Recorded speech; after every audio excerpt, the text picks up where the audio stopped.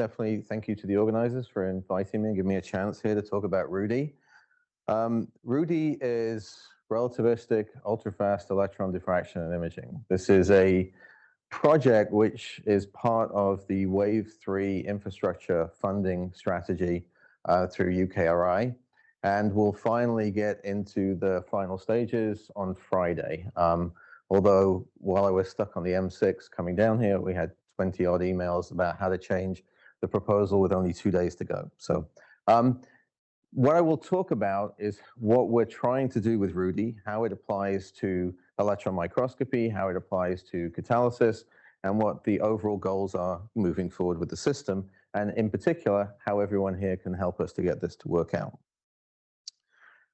Okay, well, I spent many years in my career developing electron microscopy and trying to get things to work out, to get atomic resolution. And really, if you're thinking about doing electron microscopy in terms of scanning transmission microscopy or TEM, really, there's no point doing it unless you're going to see atoms. And so the goal really is to be able to quantify what is happening to all of the atoms in the structure.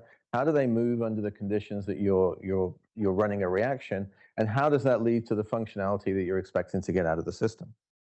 Now, all of this requires quite a lot of work in terms of electron microscopy to get that to work. It's a very, very difficult experiment. We need to understand what the temporal signature is. If a reaction or if the whole process is actually developing on the millisecond timescale, there's no point using femtoseconds to measure it, and vice versa. We have to understand particular, and I'll go through this in quite a lot of detail, what is happening to the electron beam. It's one of these things where the electron beam is a blessing and a curse. If we didn't have an electron beam, we wouldn't see anything. But the fact that we have an electron beam means we're changing everything. And so how do we go through the process of understanding exactly what's going on with and without the beam being there? We also have to understand the starting structure problem. I'll show this little movie in a minute of where the starting structure problem comes from. We have to control the environment. The environment needs to be something relative to realistic environmental conditions in terms of temperatures, pressures, whatever you want to do in terms of the reaction. And then, of course, we're going to generate lots and lots of images and spectra that comes out of that. And the question is, how do we correlate everything together? How do we understand what each of the individual measurements is contributing to the overall problem? So what I have here is a little movie taken in a STEM quite a long time ago now, just showing osmium clusters sitting on a magnesium oxide support. And you can see the clusters are moving around all over the place. You can see individual atoms. Let me run it again. See individual atoms shooting around all over the place. And you think, oh, this is absolutely fantastic. We can do in situ or operando microscopy and get it to work. The only problem with this is we're actually not doing anything in that experiment. All that's happening here is the changes that are happening to the surface structure in taking one image after another using the electron beam. Now, when you go through and you think about this and what's happening in terms of the changing the structure, this is something that happens independent of electron voltage. It happens independent of the damage mechanism. It's really just related to a charging and a heating effect that's taking place inside of the microscope when you're taking the images. Now, the reality of this is, of course, that electron microscopy has to deal with the fact that it can see all of the changes. And so we're creating our own problem of having to deal with the changes that are occurring on the surfaces of structures when we're trying to image them. That doesn't mean that these things don't occur with other experimental methods. It just means with electron microscopy, we have to be able to control it because we're going to be under the process of looking for these things. Okay, so what I'm going to talk about is how do we deal with that? How does that lead into the design structure for RUEDI? And what do we expect to get out of RUEDI in the end? We'll be able to deal with these things. Okay, so very simply, when we go through the process of dealing with STEM images of supported clusters, the easiest thing is just to turn the beam current down. The problem is that most people refuse to do that because when you turn the beam current down, your images don't look very nice. And so your images don't look as nice, but the interpretation becomes a little bit more straightforward to do. So what you can see here is exactly the same structure that we had in that movie, except now what we've done is turn the beam current down to the point where we can still see atomic resolution, but we're not driving the motion of the atoms on the surface. And now you can actually work out very clearly what the orientation of the clusters are, what their general configuration is, how do they sit on the surface of the magnesium oxide, and what are the interaction points during those interactions that take place. So it's pretty straightforward if you go through that process.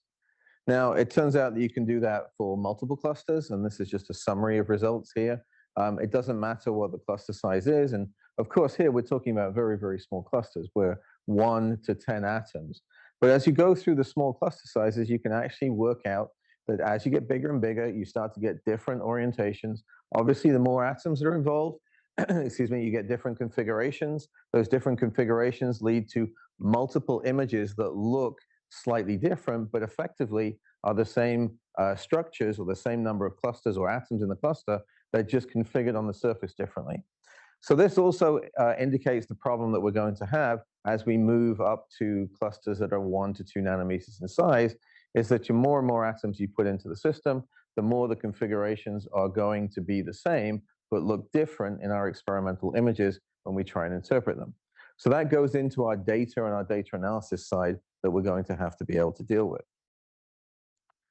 Now, this applies even if we go to more complex support. So this is actually a set of images from a zeolite structure. And this is the idea where we have a structure before catalysis is being performed, and we have a structure over here that after the experiment has been performed. So here you can see single gold atoms. We can actually, it's not atomic resolution. It's very difficult to get atomic resolution images out of zeolites simply because of the damage mechanism that goes into it. There are some zeolites that damage less than others, but effectively you always get to a point where you'd love to get higher resolution, but you can't do it because you damage the system. In this case, actually, again, by turning the beam current down a little bit, working towards the use of the symmetry, we know what the zeolite is in the structure. You can actually identify the locations in the structure of where the atoms sit. And so you can see a change in the general configuration of where the dopant atoms sit before and after the actual reaction is taking place. But in this process, this is not an operando experiment. It's a before and after. What you'd really like to know is, why do the atoms move from one site to another? What is it about that configuration that's giving rise to the motion of the atoms, so that in general you end up with more on one site before and more on the other site afterwards? So that's where we can start to think about, actually one more on the high resolution. Again, it turns out that it really, when you start to use the knowledge that we have about the symmetry of the structures that we're looking at, you actually don't have to get atomic resolution to be able to do interpretations at the atomic scale.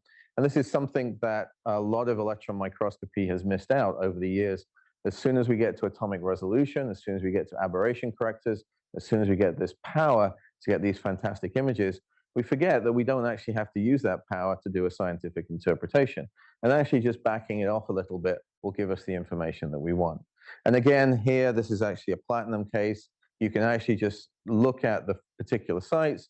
You can find the individual platinum atoms or clusters wherever they sit.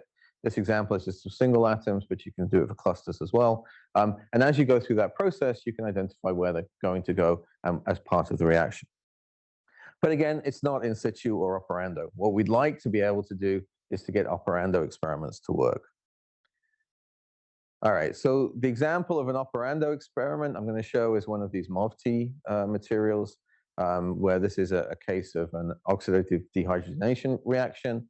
The idea is that these catalysts exist as these sort of nanoscale particles that have different surfaces.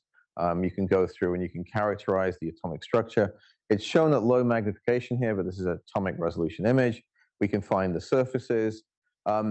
When you go through and you look at plotting the activity versus the general distribution of the system, you find that there is a general relationship between activity and the types of surfaces.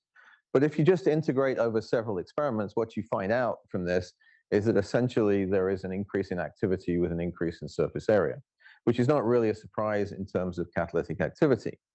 But what we'd like to do is to do some in situ operando dynamics to see if we can work out what it is about the reaction that's giving rise to this performance. So this is done with a set of in situ gas stages. The experiments I'm going to show were done on an ETEM for some of the experiments, and on some of the other experiments were done in a windowed gas stage. These are designs for electron microscopy that have been around for about 10 years now, allow you to get to put a gas pressure. In the windowed cells, you can get up to about 1 atmosphere of pressure. In the ETEMs, it's much, much less than that. It's about 20 millibar in terms of what you can get. But effectively, when you do this and you change the pressure, what you find immediately is actually the electron beam scatters from the gas, as well as scattering from the catalyst that you're actually trying to look at. Now, what this means is effectively that you get rid of your contrast mechanism. So effectively, the background that you gets rid of your contrast mechanism so that your image gets less contrast when you're trying to look at the catalyst. The way to overcome this, of course, is to turn our beam current back up so we can get more contrast into our image. But the reason we don't do that is because you just ionize the gas under that circumstance, and you create more ionizing species, which means your reaction will just go a lot faster because you're actually giving free electrons to the system. And in all of these reactions where I'm talking about the effect of the beam, it's not the primary energy of the beam that's the important thing. What happens is when the beam that we put into the sample is hitting the sample, it creates secondary electrons. Those secondary electrons have an energy of about 1 to 2 eV. That means they're exactly where you want to be for a chemical reaction. So if we think about what's happening when the electron beam is there, what it's doing, if we don't control it, is it's giving free electrons to the catalyst. Giving free electrons to the catalyst is doing what the catalyst would want to do anyway, and it's providing those electrons to the reaction, and that's making all the reactions go faster. So effectively, what's happening when we try and do operando is we're shrinking everything down. We can't fix it by going to a higher beam current, because if we do that, we're going to change all the kinetics of the reaction. So we have to work in this very low area of very poor contrast. But in this case, it's still enough for us to get atomic resolution images. The other part of this, which becomes very important, and this is something I think is pretty standard now, is that you don't want to use any form of phase contrast imaging if you're trying to look at catalytic samples or heterogeneous catalyst samples, simply because the phase effect is being washed out by the thickness of the catalyst. So you need high current to get good phase contrast imaging. If we want to get good atomic resolution imaging, then we need to use Z contrast or some form of incoherent imaging method to be able to get that to work out. And that, again, reduces the effect of the background scattering in terms of what we can see. Now, again, this all ties in together, whether it's a windowed cell or whether it's an ETEM. Effectively, all that's happening is that the effect of the windowed cell that we're looking at gives us an increase in the thickness of our sample. So that's just like having an extra bit of gas pressure there. It's usually amorphous silicon nitride, so it's a pretty heavy gas that we're talking about. So it's just going to reduce the contrast even more, but it's easy to understand what that's going to be, and then we can go through and look at the effect of the actual reaction. So in these systems, we can actually set up the MOVTs under the ethane reaction conditions. So this is about 450 degrees. We can get the pressure up in an ETEM, as I said, to about 25 millibar, up to an atmosphere pressure inside of the ETEM. When you don't have any gas pressure, you can see here is the atomic resolution image here. You can pick out all the individual elements, where the molybdenum, vanadium, tellurium is going to be. You have these motifs where you can actually identify the structure. When we try and do it inside of the gas, then it starts to get a little bit more blurry. You get things that look like this. Again, these images, in a lot of cases, are just put through a low-pass filter.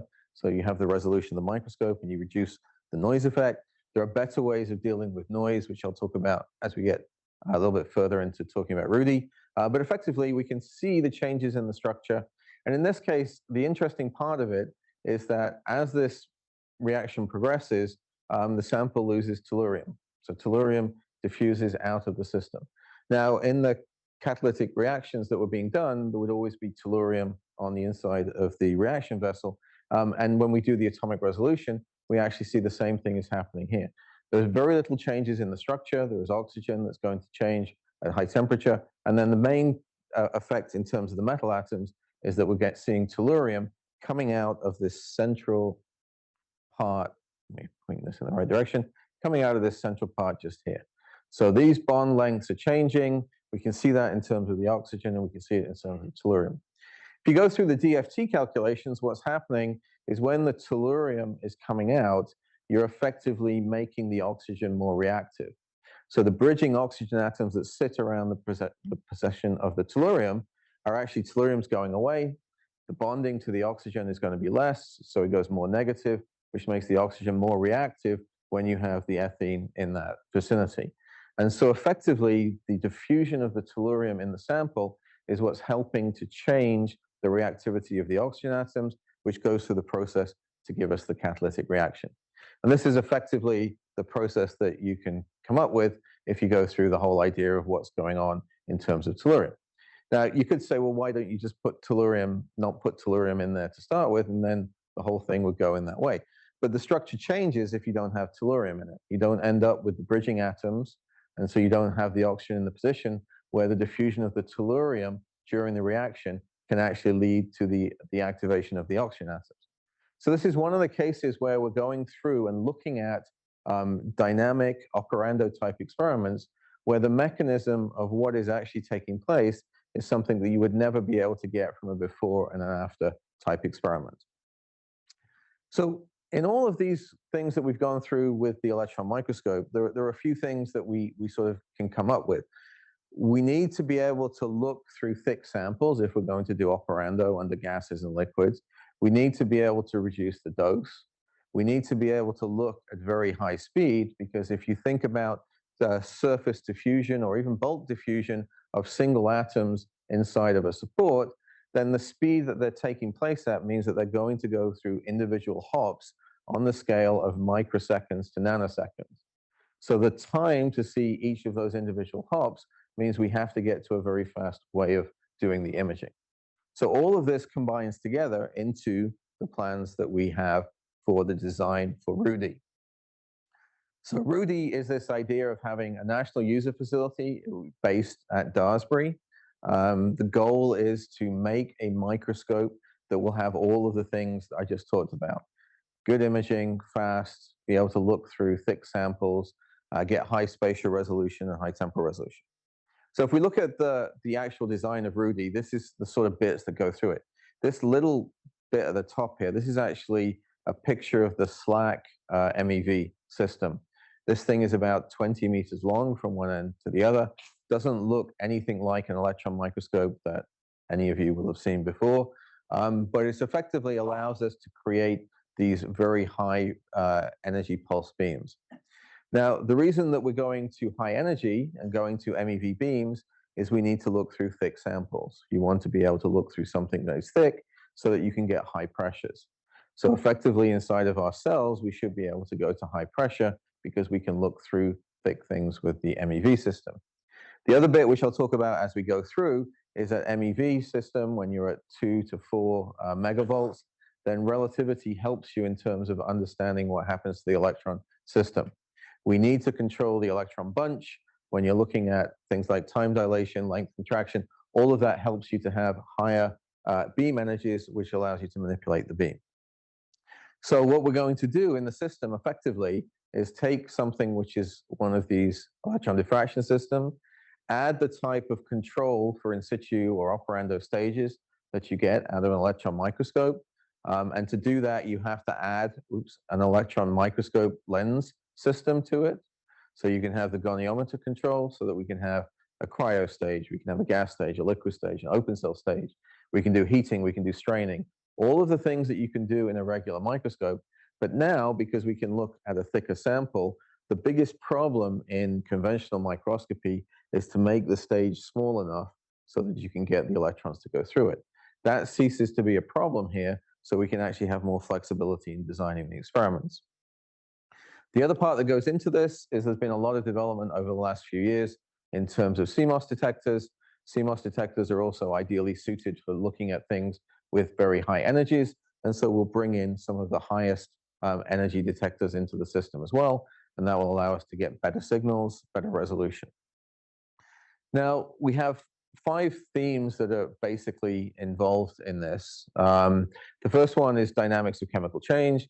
This is related to fundamental chemical reactions. So the idea is to look at chemical reactions in gases, in liquids, and in solids.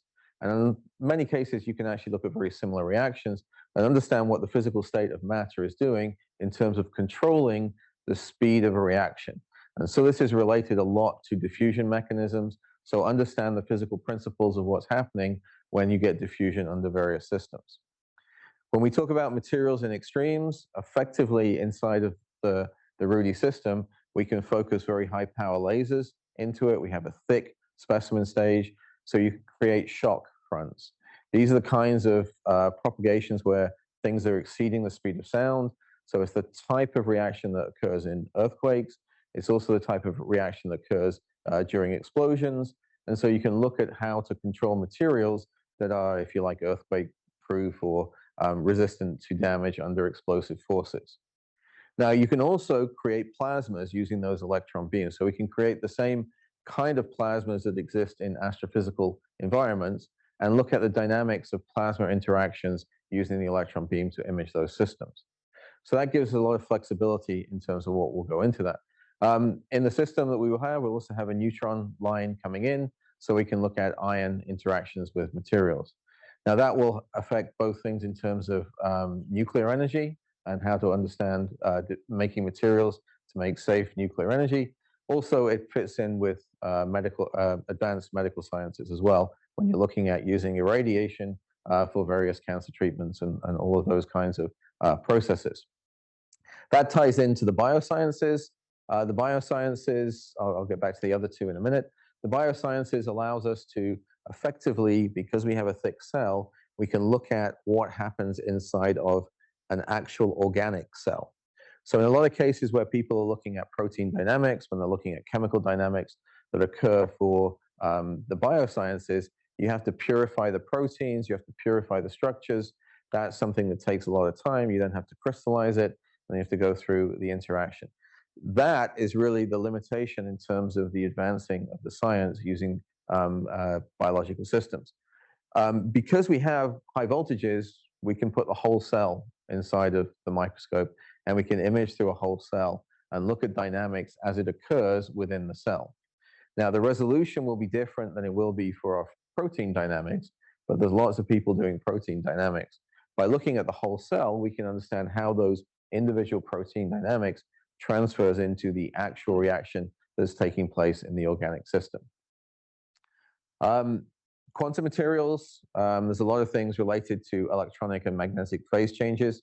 Most of the other systems that are here, chemical change, materials in extremes, biosciences, are talking about atomic movements. When atoms move, it actually is quite slow. Even though a chemical reaction is on the order of femtoseconds, the movement of the atoms that actually after that reaction takes place is on the order of nanoseconds. So you don't actually have to get to femtoseconds to be able to see atomic motion. When it comes to things like electric fields and magnetic fields, however, things move a lot faster. And when they move on those kinds of speeds, you're talking about femtosecond types interactions. So here we have a research theme that's looking at understanding how to control electric and magnetic fields in modern semiconductor systems or nanoscale systems, which can be used for quantum computing and various other applications.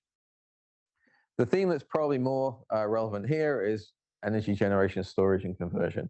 And this is looking at things like we can use lasers to propagate any reaction. So we can look at photo cells.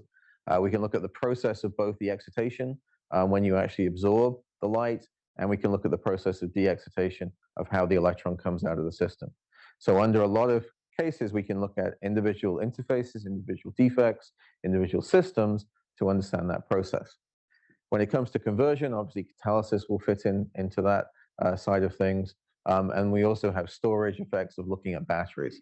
So if you want to look at what happens to the electric double layer, how that changes around interfaces, we can use light to propagate a particular reaction, create a very rapid change, and then look and see how those interactions propagate across any kind of interface, whether that's a solid-liquid interface in a conventional battery, or whether you want to go into something like a solid-solid battery and look at those interfaces and the diffusion of ions. So effectively, there's a lot of different science that will fit into this system. It also involves a lot of updates in terms of the technology of electron microscopy, taking it into what is a modern type of electron microscope. Now, there are quite a few of these facilities around the world. Um, they exist to do diffraction, but not to do imaging. And so all of these facilities that are Japan, US, China, in Europe, there's none of them in the UK, but they're all trying to do diffraction, and none of them are doing the imaging. And in all of those 5 themes that I talked about, the biosciences was all imaging. A lot of the energy theme is imaging. Materials and extremes is all imaging. These are things that you can't do using the equipment at various places around the world. And so what we're going to try and do with RUEDI is to build the lens system. The lens system is the most complex thing that you can try and do under megavolts. And so effectively what happens is when you try and build a lens at this kind of voltages, you get saturation of the magnetic field, and so the focusing effect goes down. So we have to go into novel designs of lenses, interactions with quadrupoles, octopoles, build those onto the whole system, and that will allow us to get sub-nanometers imaging with probably around 1 picosecond of temporal resolution, which should be plenty of temporal resolution to see diffusion on surfaces and in bulk. Should be plenty of resolution for looking at shock interactions. All of that will allow us to get that to go forward. Now, on the diffraction side of things, we should also be able to get less than 20 femtoseconds diffraction results. And this is actually the fastest you would ever get of any of those facilities anywhere in the world in terms of doing the diffraction. Okay, so all of this is tied together. The instrument itself is designed to go to Daresbury. It has to be on a national lab facility because you can't shield for MEV electrons using the metal casing of the microscope. So it has to go into a bunker, which means that we can't build it at the University of Liverpool and stick it on top of the campus, which is on a train line, and all these kinds of things would go horribly wrong if we tried to do that. So the instrument itself is going to go to Daresbury, but it's supposed to be a hub and spoke facility. And the reason for that is that we are not going to put all of the specimen preparation equipment at Daresbury. It's going to go through the collaborative institutions. And as I'll go through as we get towards the end, there's a lot of things that we want to do in terms of image interpretation, where high resolution imaging under conventional microscopy will help us to do a lot of the time result imaging. Okay, in terms of ultrafast electron microscopy and imaging, there's actually quite a lot of imaging facilities that are out in the world, but these are basically all related to the former group of the late Ahmed Zewail. So Zewail did a lot of work on femtochemistry. He went through that process. He set up a group at Caltech, hired a lot of graduate students and postdocs to design an ultrafast microscope. Those students and postdocs have now dispersed all around the world, and there's a lot of these microscopes that are out there. The difference between what we've got and RUEDI is all of these microscopes run at about 100 kilovolts, which means none of the experiments that I just talked about are actually feasible under those voltages, because you can't get fast enough, you can't look through thick enough sample, you're not going to get the resolution to get atomic spatial resolution. Okay, so the goal in the hub and spoke model is also to leverage existing infrastructures. We have the Materials Innovation Factory, which is part of the Royce Institute at Liverpool. On the Harwell campus, we have RFI, which is just across the street in one of these directions. And then we have the Cockcroft Institute in Daresbury. Now, this is a process in terms of putting this proposal together, and we're not limited in terms of the infrastructures that can be involved in this.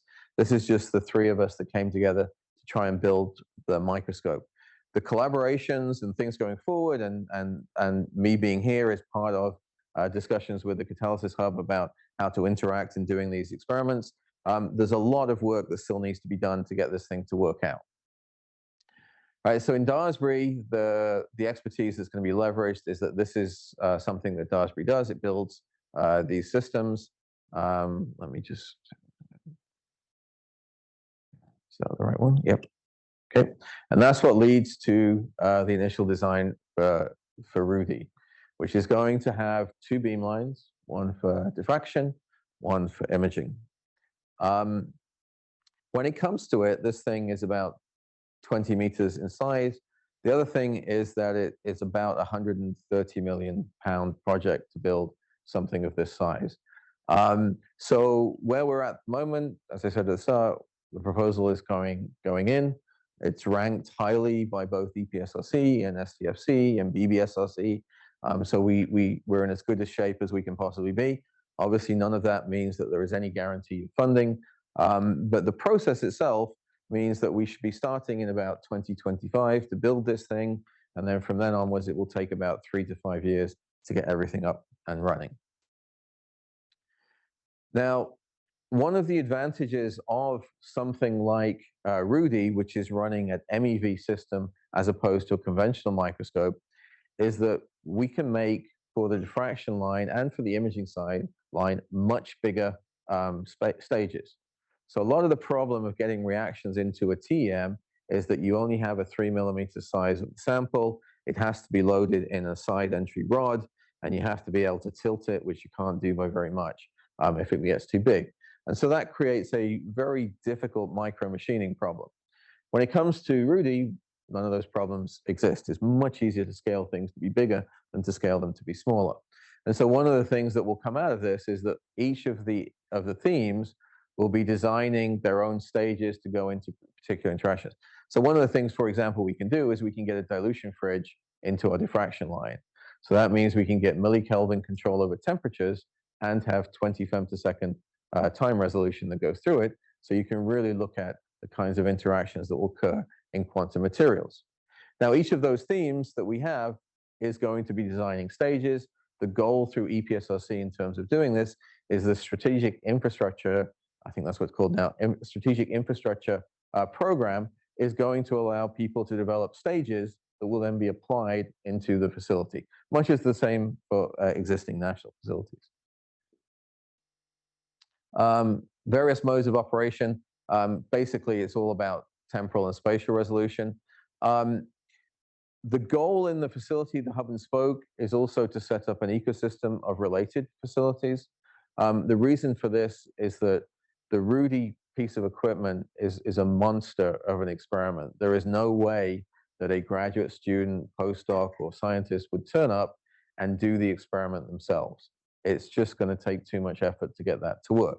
Now, we are going to have postdocs on site that will be part of the team there, but the reality is most people are going to have experiments done by somebody else.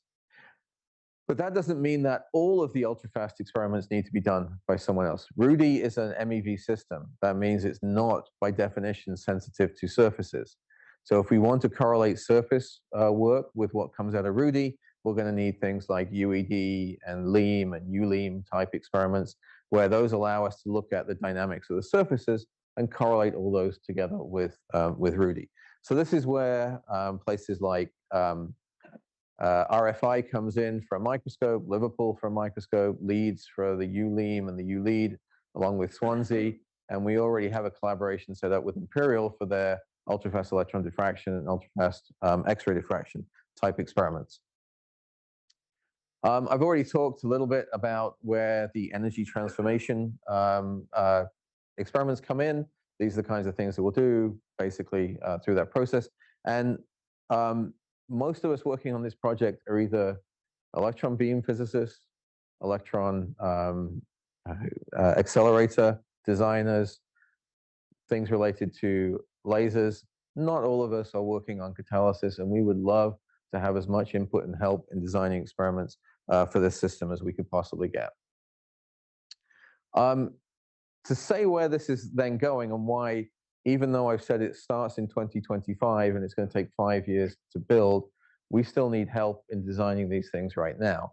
And the reason for that is a lot of the interpretation is going to use artificial intelligence to help deal with the fact that we don't want to have very many electrons in our system. And that means that we're going to use things like compressive sensing. We're going to use dictionary learning. The better way to do that is to get the biggest training set that we can possibly get. And that involves doing experiments outside of RUEDI to be able to get that training set.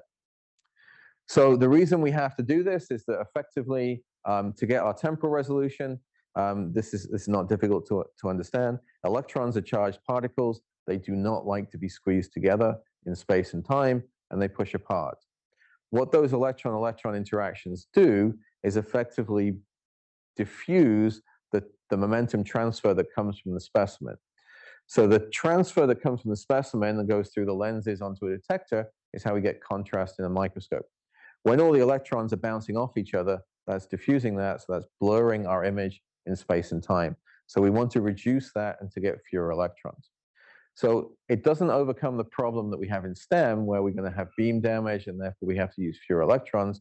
What it means is it's the same problem in STEM as it is in high temporal resolution. We need to develop methods where we're looking at low beam currents. So just an example of what a low beam current does in terms of the resolution.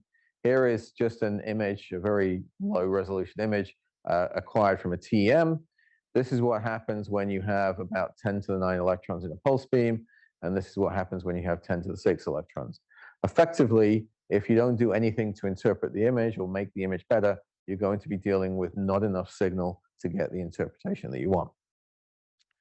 All right, so that means that we have to go through various forms of artificial intelligence. I'm just going to show one because that will help to understand the types of interactions that we want to try and spur over the next few years. So a typical way of doing an image, the one that every physical scientist is aware of, is this one over here, which is that you have an object, you have an image, and you sample every position on the object to make up the image. And that's a pretty standard way of doing any kind of analysis. The bit that the mathematicians do, which makes it difficult for physical scientists to follow, is to say that if you have something on your sample which has redundant information, you do not have to sample your sample with as much detail, and you can get an image which is a lower amount of information, and then you can use that to reconstruct your full image.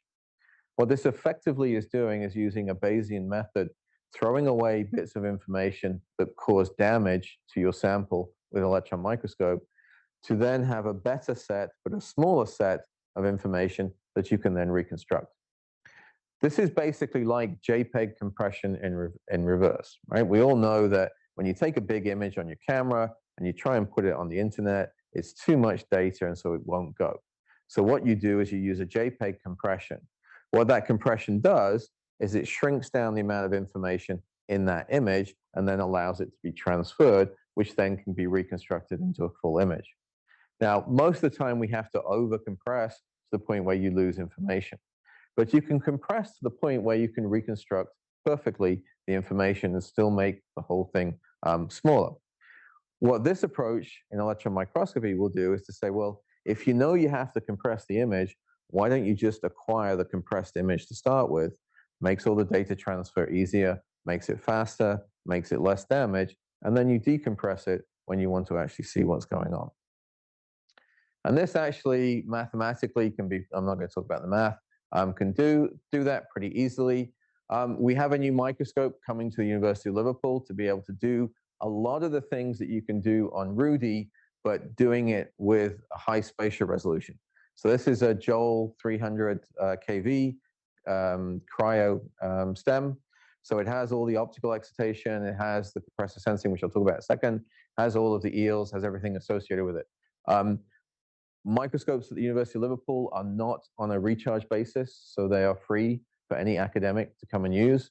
The reason for that is we want to generate the data for the compressive sensing. So if you have any experiment where you want to do high resolution microscopy, by all means, just get in touch with me and you can get time on our microscope. If you already have a microscope facility and you want to try some of these experiments, we're more than happy to show how to do the experiments and then get the data so we can do some of the analysis. Anyway, so compressive sensing, what does it look like? So just two images here, easy to recognize. One is the famous Barbara, one is just a color image of a castle. Essentially, you can acquire the images that you see here, very noisy images, basically throwing away a lot of the pixels, and you can reconstruct a full image without any problem. If you then actually go to a microscope, you can do the same thing. So this is an atomic resolution image being acquired actually on one of the microscopes at the RFI, so across the street. You can see it's a much poorer quality image that's coming out because it's compressed. but you can easily reconstruct the atomic resolution image. You can also deal with focus changes, you can deal with shifting, you can go through that entire process. And so that allows us to basically correct for a lot of errors in electron microscopy. This case is not particularly low sampled, it's only 20% of the data, so it's about a reduction of a factor of 5 in terms of the total dose. It allows you to get the reconstruction to go through. Another advantage of this is the dictionary that you create, you can take from simulations. And so you can run atomic resolution simulations, use that to interpret your experimental data at that lower sampling rate, and that will actually fix artifacts in their image. So this is using an atomic resolution simulation of silicon to fix a slightly tilted image to get atomic resolution.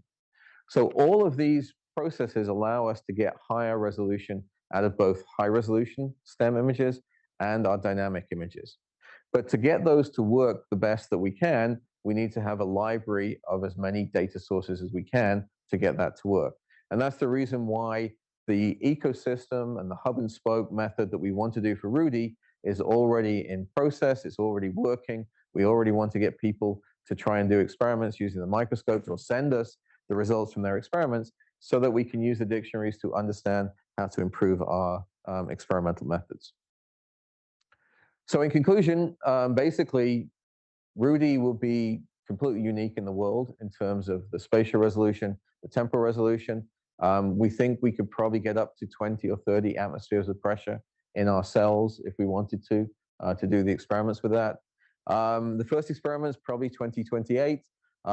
Fingers crossed if we're lucky and we get funded.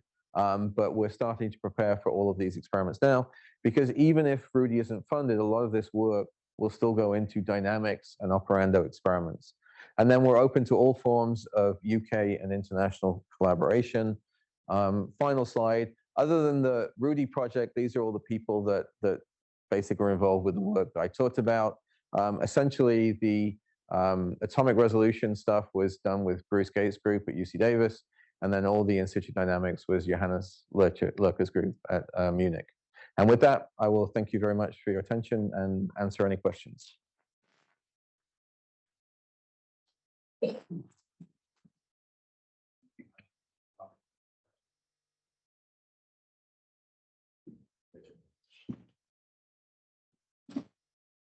Well, mine isn't a question, it's just a very general comment, Nigel. And first, thank you for a really exciting lecture.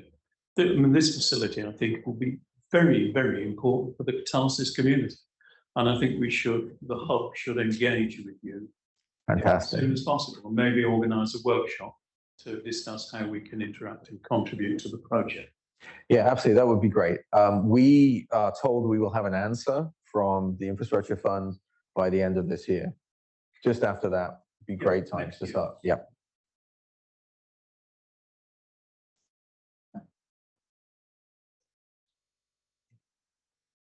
Thanks. I can just echo that it's absolutely wonderful. There's hope that it's a positive outcome. Obviously, we can try and pick up the pieces that isn't, but let's hope it's a positive thing. I've got a sort of specific question, I suppose, because you mentioned you can stick a cell in this and when you're doing your extreme conditions. Can you then put some other things in? I mean, obviously the cell needs to be in a liquid environment, you know. I'd be very interested in looking at cell death, things that, you know, how you can regulate pathogens. So yes, is it possible to put some gases in there? Yes. Yeah. So basically, the suite of so if you have a high resolution like the 300 kV microscope I showed, you can get gas cell, liquid cells. The gas cells you can connect up to a mass spectrometer. You can look at reactions and all that kind of stuff. We will have the same thing, and it's just easier because instead of having to fit into a gap this size, you have a gap this size. So that's why we can get all of the different bits in. So instead of being an individual cell for one thing, you can actually do multiple things within the same system. So all of that is within the design parameters to do, and obviously within that 130 million is money to build a whole suite of in-situ stages.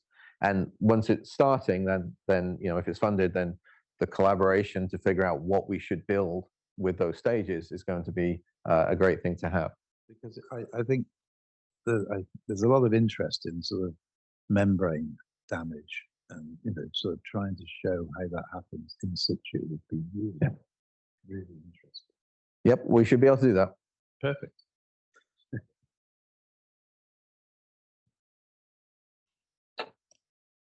Thank you very much for the talk. I was very intrigued to see that you also are planning to have a lead or lean facility there.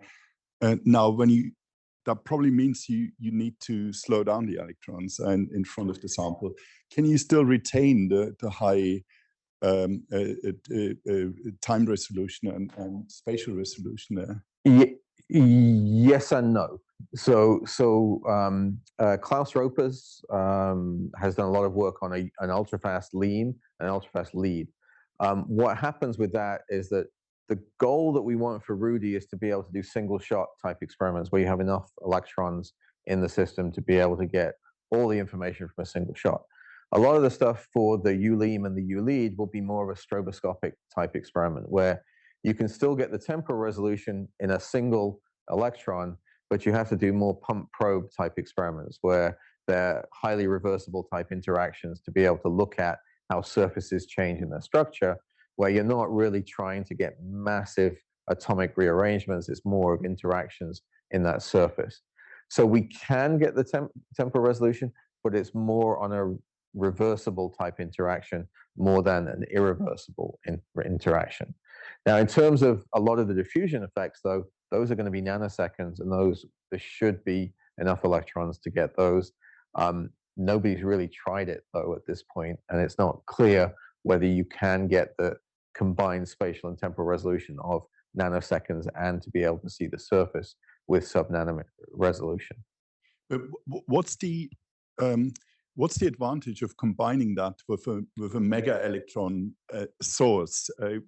Wouldn't it make more sense to basically have two instruments for that? Or? Oh no, they won't. They will be two instruments. They'll be completely separate. All right. Okay. So the idea is that effectively the partners Swansea, Leeds, Liverpool, RFI would have an instrument which is an entry instrument into the system, where if you were more interested on surface interactions, you would enter through a LEAD or ULEAM type experiment and then figure out how to go into RUEDI from that. If you were a microscopist, you would come through Liverpool or RFI for the biology, Liverpool for the material science, and then into designing the experiment. Because electron microscopy has moved away from MEV beams over the last 30, 40 years, and there is no experience of working with these things anymore. And so effectively, it's not clear how to make the best samples that would go into that system. And so it's all part of a learning process of iterating towards better samples for RUEDI. I think we've got time for just one more from Josie. Maybe an online question. Yeah, so I have an online question from Tensei, who starts by thanking you for a very nice talk, and then says, with regards to the simulated library to collect correct tilt in experimental data, what happens if you have a defect in the 2D material? Will the defect be corrected by the perfect library? That is a good question. It's the question that we're always asked with the compressive sensing as well, because if you're subsampling and you had a small defect, you could miss it with the subsampling. Now, it's reasonably straightforward to look at the sampling that you need for the resolution and set that correctly for the microscope. And then it's also a way to set how much you want to correct. So obviously, in everything that we've done, we've never corrected a defect, but we've never tried to take something that's very low magnification and make it into something which has very high resolution. So there is, like most techniques where you have some kind of manipulation to correct for something, you can overdo the minimum bit, and then you get an oscillation where you could pick something here and it's the right one, but the oscillation is the problem. So as long as we stick within the resolution limit of the microscope, then that oscillation and that correction of a defect shouldn't happen. Thank you.